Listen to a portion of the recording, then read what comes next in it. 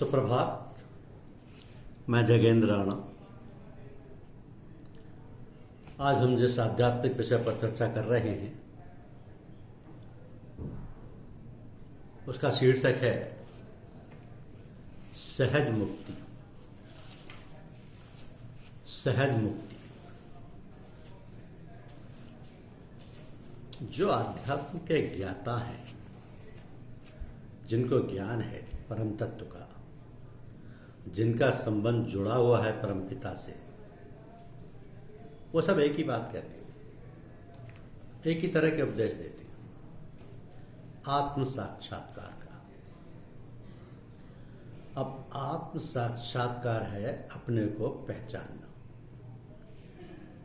जब बालक जन्म लेता है और संसार में आता है, तब इस संसार की गतिविधियों में पढ़कर वो अपने असली रूप को भूलने लगता है। जीव तो ब्रह्म का एक अंश है और उसको तृप्ति भी मिलेगी जब वह उसी ब्रह्म में समा जाए।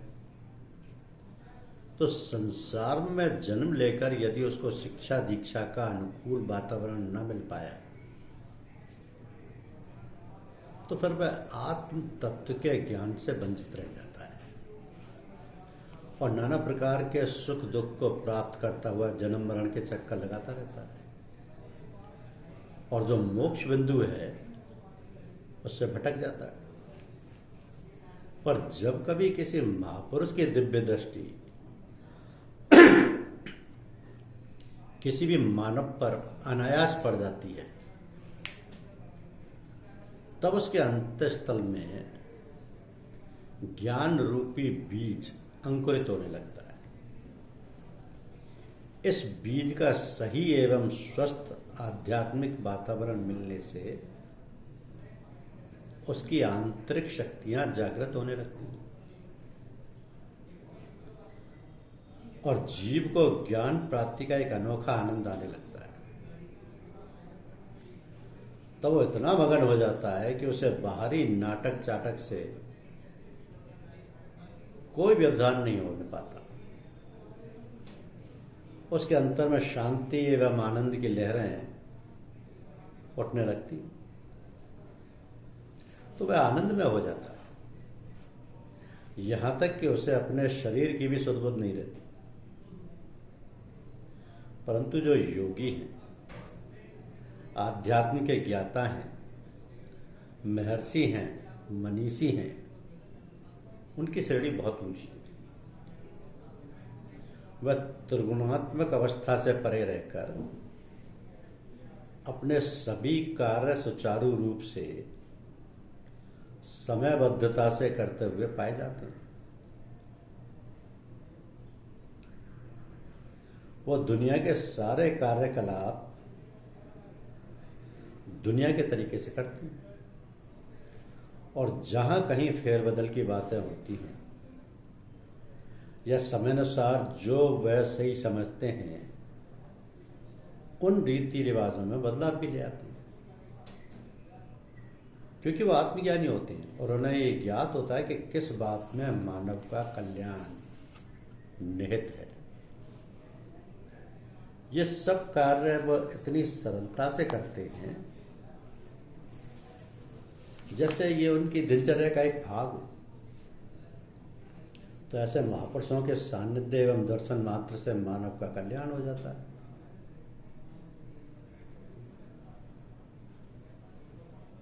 उनसे प्रेम का नाता जोड़ लेने की थोड़ी सी कोशिश करनी होती है, पर तो वह स्वयं प्रेम से सरोवार कर देते हैं। उन्हें तो प्रतीक्षा रहती है भगवत प्रेम में डूबे प्राणियों की। ऐसे प्राणियों को पाते ही वो जिस कार्य के लिए इस वसुंधरा पर आते हैं उसका पूरा हक सही मायने में अदा कर देते हैं। तो ऐसी श्रेणी में हमारे बाबूजी, चचा जी, महात्मा जी व अन्य बुजुर्ग हुए, उनकी तुलना नहीं की जा सकती। केवल उनका पसारा हम सब देख रहे हैं इस जगत में। कहाँ नहीं है वो परमपिता परमात्मा, हर जीव में समाया हुआ है। इसलिए सबसे प्रेम करो, सब में उसी ब्रह्म का अंश है, यही पूजा है। सभी महापुरुषों का यही कथन है। तो कथनी एवं करनी को एक रूप में व्यवहार आचरण में उतारना ही यथार्थ पूजा है। और यहीं से आरंभ होगा आत्म साक्षात्कार का मार्ग। तो प्लीजेंट आवर्स फ्लाई फास्ट, सुख की घड़ियां शीघ्र समाप्त हो जाती है। जीवन तो सुख और दुख की मिलौनी है। जब वातावरण हमारे अनुकूल होता है तब हम प्रसन्नचित रहते हैं और दिन हंसी खुशी से व्यतीत हो जाते हैं। और जब कभी हमारे जीवन में जरा सा दुख आ गया तब हम रोने चिल्लाने लगते हैं। यही नहीं बल्कि एक एक क्षण काटे नहीं करता, इधर उधर भागते दौड़ते हैं और भगवान को बुरा भला कहने में भी नहीं चूकते। मगर क्या कभी हमने ये सोचने समझने का प्रयास किया कि दुख या सुख क्यों आते जाते रहते हैं?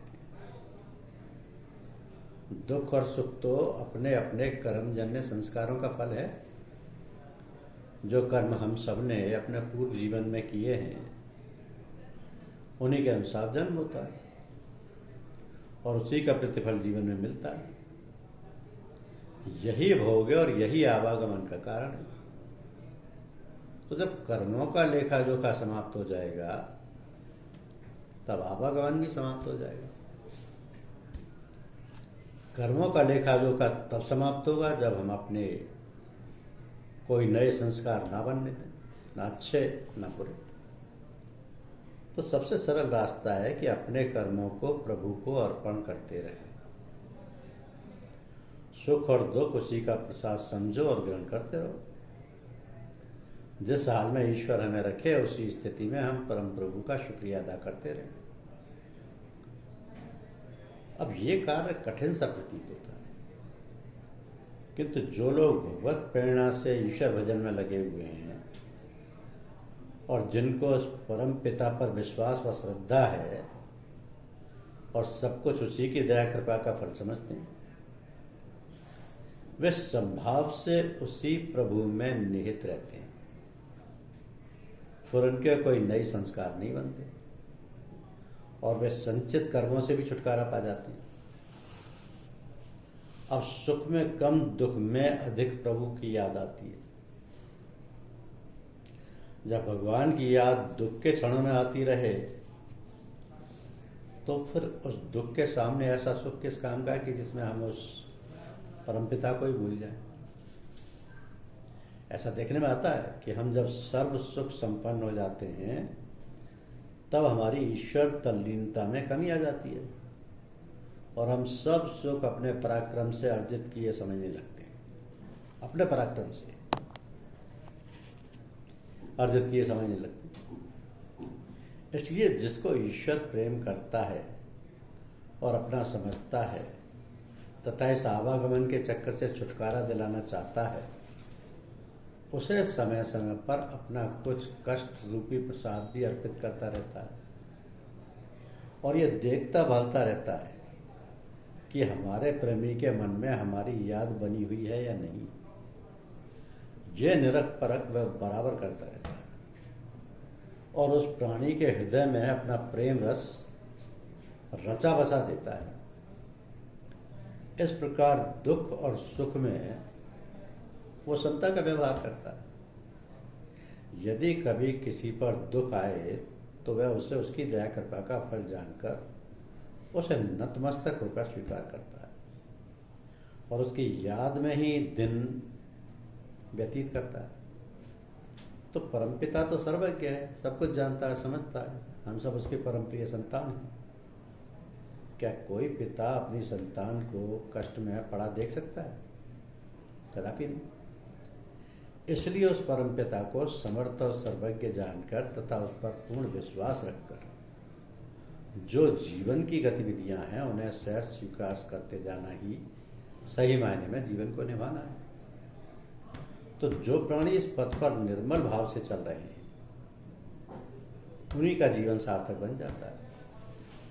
सुख और दुख के क्षण तो आते जाते ही रहेंगे, परंतु एक आध्यात्मिक प्राणी को इन सब से ऊपर उठकर अपने मार्ग पर अडिग होकर चलना चाहिए।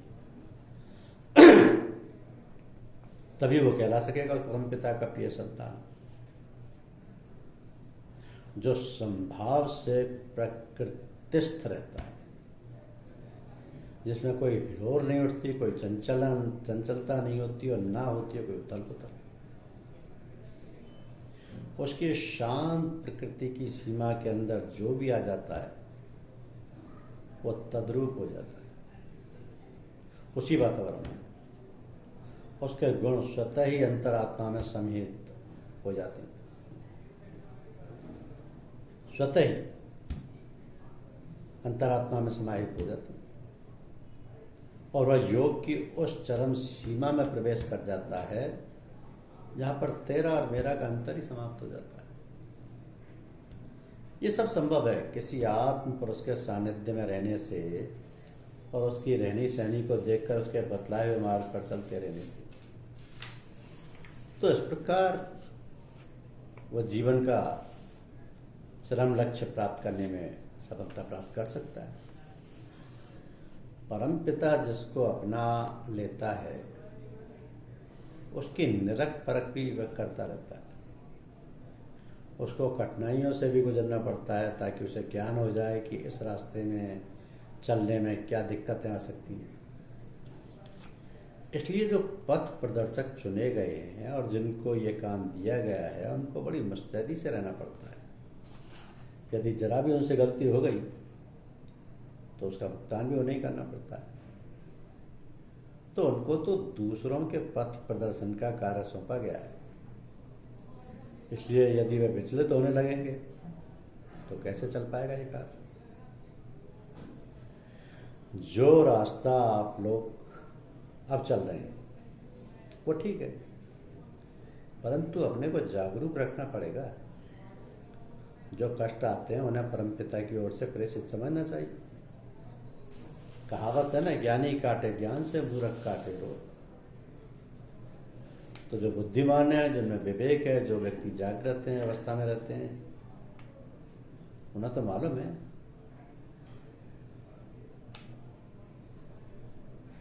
कि देह धरण का कष्ट है सब काबू को हो। ज्ञानी काटे ज्ञान से मूर्ख काटे रोग। सुख और दुख दोनों ही आएंगे और सबको समान रूप से भोगना चाहिए। वो भी इस प्रकार कि कोई संस्कार न बनने पाए। परमपिता की तो सभी संतान है, फिर किसी को अपनाना और किसी को ना अपनाना क्या मतलब है इसका। ये बात तो मालूम है कि कुछ उसमें सज्ञान बालक हैं और कुछ नादान बालक हैं। तो जो सज्ञान बालक हैं उनको वो अपना कर दुनिया व दीन के काम चला रहा है।